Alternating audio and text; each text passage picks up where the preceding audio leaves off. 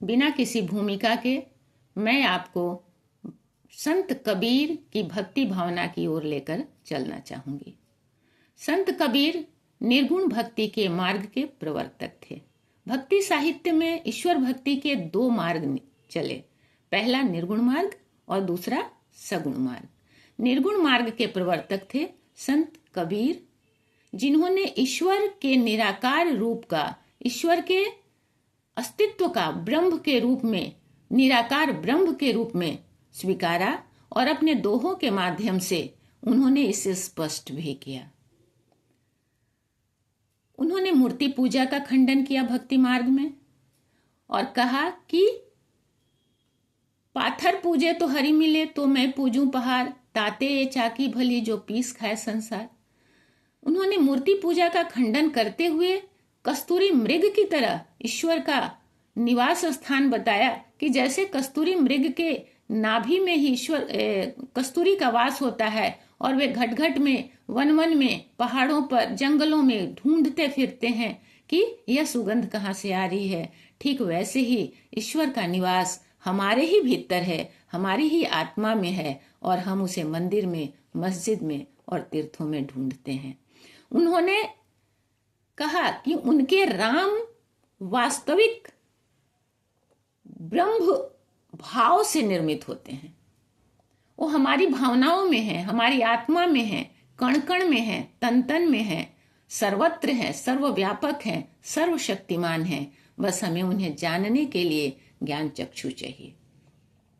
उन्होंने बाह्य आडंबरों का, लोक परंपराओं का भी खंडन किया है अपनी भक्ति भावना में और हमें अज्ञानी मृग की तरह ईश्वर को मंदिर में खोजने से बाहर ला करके कहा है कि ईश्वर तो अनंत है, अनश्वर है, उन्हें बाहर ढूंढने की आवश्यकता नहीं है। उनकी भक्ति भावना में दास्य भक्ति भी है। दास्य भक्ति के लिए उन्होंने लिखा है, मैं गुलाम मोहि बेच गुसाई। उनकी भावना में, उनकी भक्ति में प्रेम की पराकाष्ठा है। उनका मानना है कि प्रेम ही ईश्वर है। कबीर की भक्ति सहज है और सभी मनुष्यों के लिए समानता का भाव लिए हुए है। वे कहते हैं कि जब मैं था तब हरि नहीं और जब हरि थे तो मैं नहीं।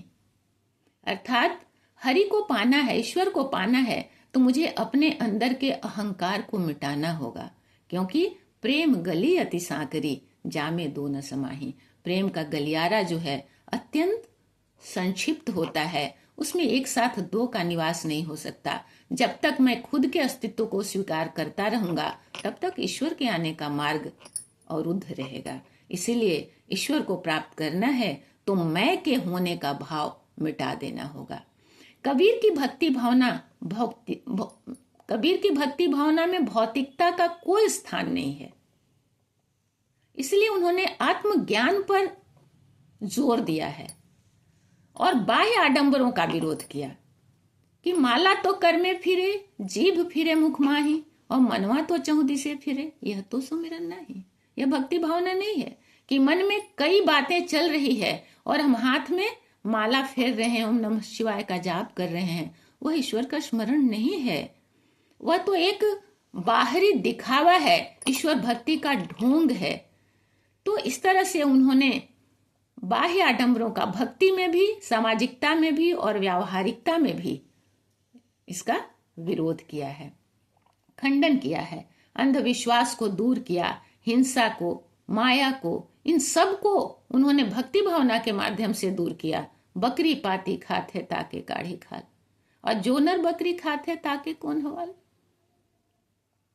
और मन को स्वच्छ और पवित्र रखने के लिए उन्होंने स्पष्टता कहा है कि कर का मन का डारी दे, कर का मन का डारी दे, मन का फेर।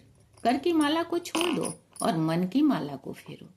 तो ऐसे साक्ष्य से, ऐसे उदाहरणों से उन्होंने अपनी भक्ति भावना सिद्ध की है। उन्होंने किसी सिद्धांत को नहीं माना, बल्कि उनके जो दोहे हैं, उनके जो उपदेश हैं, उनके अनुभवों की देन है। कबीरदास का जीवन आध्यात्मिक और सामाजिक चेतना से परिपूर्ण था। उनकी भक्ति भावना में नवधा भक्ति भी देखने को मिलती है, जिसमें कीर्तन, ध्यान, स्मरण, चिंतन, बहुत सारी नवभक्ति, नवधा भक्ति उनकी भक्ति भावना में है। साहित्यिक रूप से अगर हम देखें तो कबीर की भक्ति भावना साहित्य कबीर की भक्ति भावना समाज के सुधार का भाव लेकर के चलती है कि उनके दोहों से, उनके उपदेशों से समाज में फैले आडंबर, अंधविश्वास और कुरीतियां समाप्त हो गई। तो जहां पवित्रता हो गई, जहां दिखावा नहीं है, वहां ईश्वर का वास होता है। फिर उन्होंने कहा है कि जो हमारे अंदर मानवता के भाव हैं, जो सेवा के भाव हैं, वही सेवा, वही मानवता ईश्वर के प्राप्ति के भी मार्ग हैं। क्योंकि मनुष्य के भीतर ईश्वर हैं, और जब हम मनुष्य से प्रेम करेंगे और जब हमारे अंदर मानवता होगी, सेवा के भाव होंगे, उपकार होगा, परोपकार होगा, शुद्धता होगी, प्रेम होगा, तो ईश्वर के पाने के मार्ग सहज हो जाएंगे। तो इस तरह से उनकी भक्ति भावना एक तरफ बाह्य आडंबरों का, कुरीतियों का, अंधविश्वासों का खंडन करती है, तो दूसरी ओर समाज के सुधार का उद्देश्य लेकर के चलती है। तो इस तरह से संत कबीर दास समाज सुधारक के रूप में प्रसिद्ध हैं, और वो वाणी के डिक्टेटर हैं। उनके पास भाषा अपनी नहीं, अपनी भाषा थी जो जगह जगह घूम करके उन्हें उपदेश दिया था, और जगह जगह से जो उन्होंने शब्द अपनाए थे, उन्हीं शब्दों और उन्हीं भाषाओं में उन्होंने अपने उपदेश दिए। क्योंकि वो पढ़े लिखे नहीं थे, निरक्षर नहीं थे, पर ऐसे ज्ञानी संत युगों में जन्म लेते हैं। तो ये है आपके भक्ति भावना के कुछ तथ्य, जिसे आप अपनी परीक्षा के लिए उपयोगी बनाएंगे। आज के लिए इतना ही। अगले दिन मिलते हैं कहानी बात 98 के साथ।